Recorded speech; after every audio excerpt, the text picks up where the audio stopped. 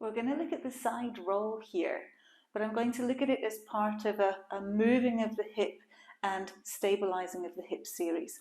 So we're going to start off with a move called the single leg fall out. Find your supine lying position in A-frame here, so the knees are in line with the hips here, toes in line with knees. 1 or 2 pelvic tilts just to find your neutral spine. Bring the shoulders back and down, tuck the chin in, pull the fingers towards the heels. Okay, so now you're in position for your single leg fall out.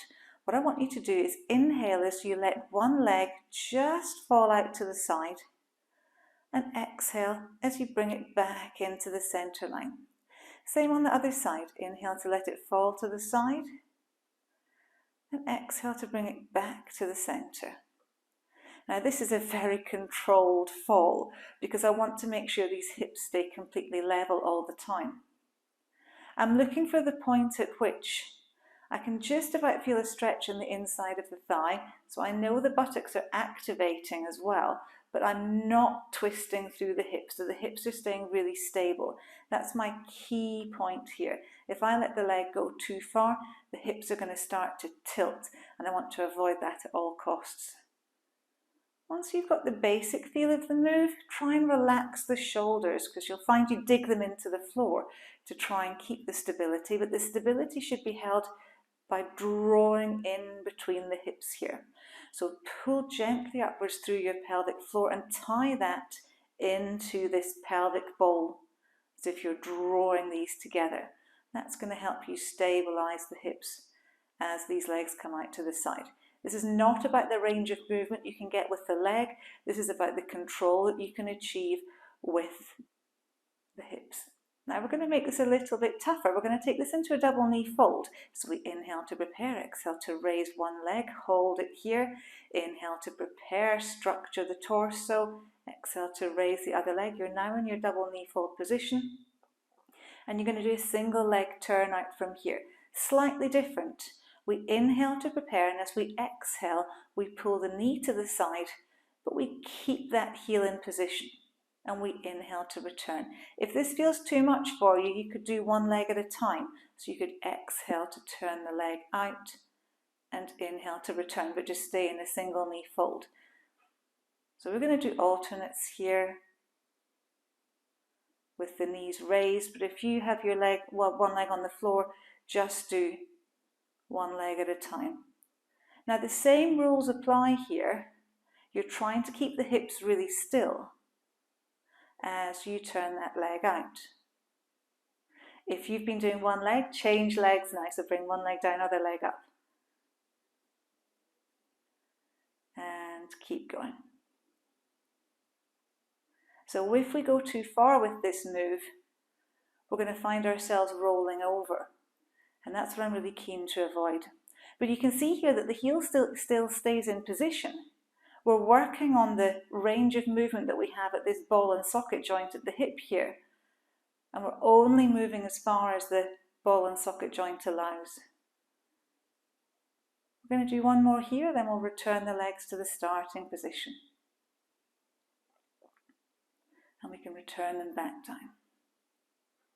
Now we're going to take this into a movement where there is a lot of movement through the hips. So we're going to do some side rolls. I'm going to bring my hands up to the side here, check your lumbar spine position, and make sure that the feet, heels, and the insides of the knees are touching. We're going to inhale to the side, exhale to the center here. So this is the spine twist. This is the move that I wanted to come to. Inhale to the side here, keeping these shoulders very much in place on the floor. And as you exhale, you're pinning the hips back to the center line again. So we've established what it feels like to have hips very still on the floor. Now we want to create lots of movement through the hips, pinning them back. But what we're looking for again is this control. We don't want to fall into the move. We don't want to let go into the move. We need to stay structured all the way through. And in that way, it's very similar to the leg fall out. So inhale to the side and exhale back to the center. I want you to feel as if you have a Velcro strip running from hip to hip. And you can feel yourself lifting off the Velcro strip in a straight line and then pinning back onto the Velcro strip in that same straight line. If you arch your back, you're going to find that that Velcro strip turns into a frowny face and doesn't feel straight. So that gives you that clue that you're keeping your back as lengthened as possible while it's rotating. Now we're going to challenge it a little bit by bringing the hands up. So the shoulders can stay low in towards the mat, and the shoulders are quite heavy in the mat, but the hands are pulled up towards the ceiling. The hands are going to stay very still, so you could imagine that you're carrying a full glass of champagne in each hand.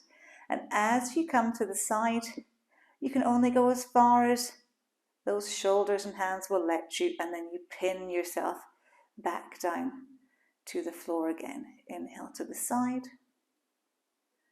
So you've got to keep that straight line through the hip to be able to pin back down in place. And keep going. Inhale to the side.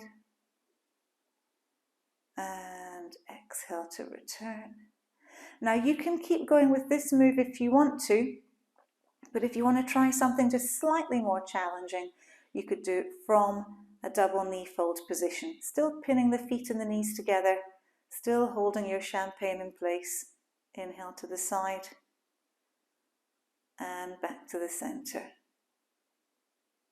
You really get a strong feeling of the range of movement available to you here. We'll do one more to each side. Those shoulders must stay relaxed and heavy in place.